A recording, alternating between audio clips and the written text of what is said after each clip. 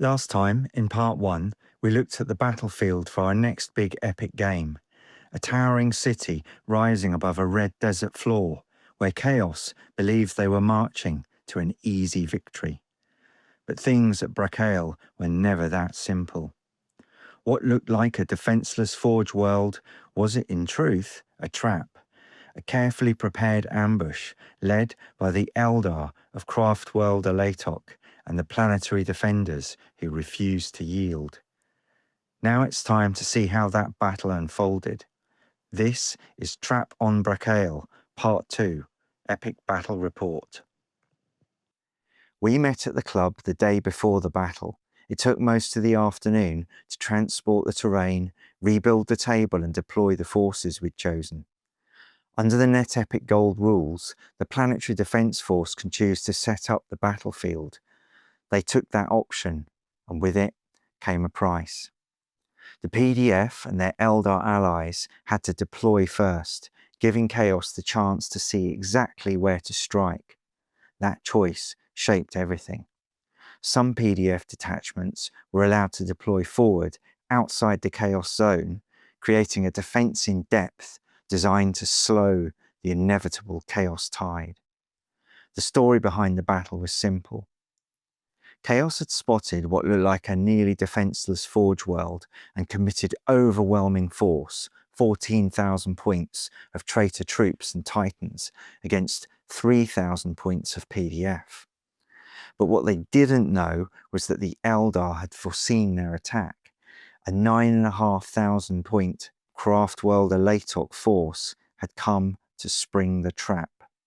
The plan was to bleed the Chaos infantry dry against the prepared defences, then unleash the Harlequin detachments, elite anti-Chaos specialists, to cut down the enemy commanders and turn the battle. The defenders had other advantages too.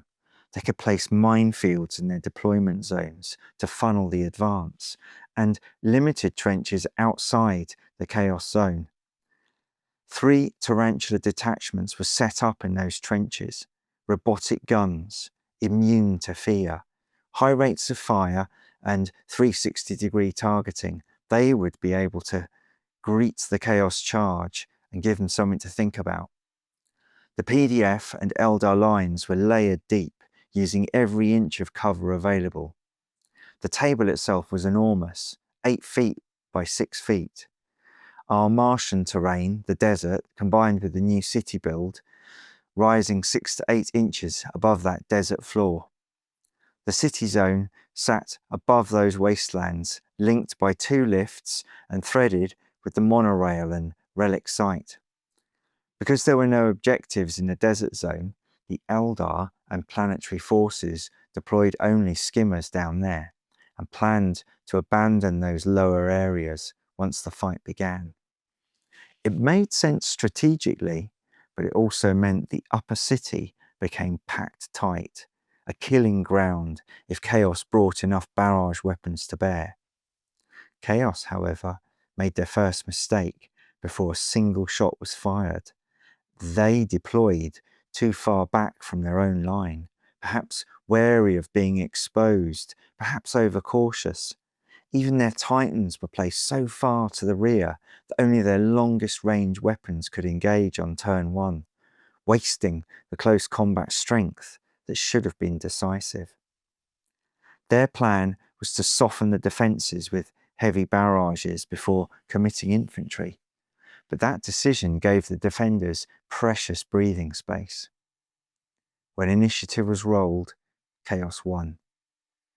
Turn 1 began with a thunderous opening volley, a single-use Carapace barrage missile from the Warlord Titan slamming into an Eldar Warlock Titan and crippling it instantly.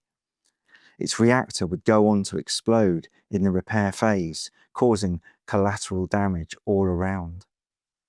The rest of the Chaos artillery followed suit, launching multiple barrages at the distant trenches, and claimed several PDF infantry units. But after that initial strike, the traitors' luck began to fade. The Eldar and PDF response was measured and increasingly deadly. Then came the moment of the turn. A guest player, one of our public visitors, took control of a warp missile mounted on a stronghold and fired it clear across the table at the Reaver Titan. It failed its psychic save, the missile hit, and the detonation cascaded through the reactor. The Reaver exploded spectacularly, a single lucky shot that turned the momentum of the battle. At the far end of the table, another Reaver was trapped in the Titan lift when a barrage of Doomweaver shots turned the terrain impassable, pinning it to the lower desert level and effectively removing it from the rest of the game. By the end of turn 1, the Loyalists led the score, 39 victory points to 25.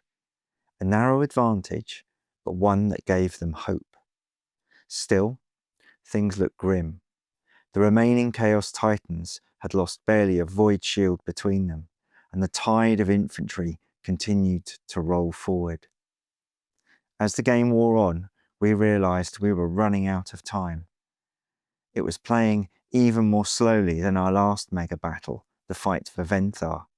So, for turn 2, we both decided to go for broke. A bit less caution, a bit more bold moves to force a result. The Wind Rider hosts surged forward, a full turn earlier than I planned, cutting into the Chaos advance. The push actually started to work, forcing the traitor infantry to take casualties and disrupting their assaults, even though we lost a few Wind Riders. At the same time, surviving Titans on both sides maneuvered for position, dramatic, towering duels, but in the end, they had little real impact on the outcome, with no damage being inflicted. And as the club session drew to a close, we had to end the game. Narratively, we decided a sudden, fierce storm swept across Brakhael, forcing both sides to regroup. The Chaos Titans held the center of the city, but the wider battlefield remained under Loyalist control. We agreed to call it a draw and carry the story forward in future games. Several units never even reached combat. The Harlequins, the Avatar, the Bloodthirster, the Subjugator Titans, all of those never fired a shot. We'll explore those forces in smaller follow-up battles, the Eldar counterattack in the city, or perhaps their attempt to hold off the Chaos reinforcements. And let's face it, this is what narrative campaigning is all about, creating those what-if moments and playing them out for the fun of it. We also learned an important practical lesson. Scale matters. With armies this large, 14,000 points of Chaos versus 9.5 of Eldar and 3,000 of PDF, the turns simply take too long. If we wanted to reach a proper conclusion with this much time available, we'll need to keep it closer to 5,000 points per side or less. Still, it was a great day's gaming. The visitors loved the spectacle, the terrain worked perfectly, and the story of Brakhael has plenty of life left in it. So, the fires of Brakhael still burn, but neither side can claim a victory. The defenders held their ground, the Chaos war hosts bled, and the Eldar revealed only a glimpse of their true strength. Yet, even as the storm closes over the battlefield, the Gharadon Reach remains on a knife edge. Both armies regroup, rearm, and wait for the next spark to ignite the war anew. And with that, we'll see you on the battlefield.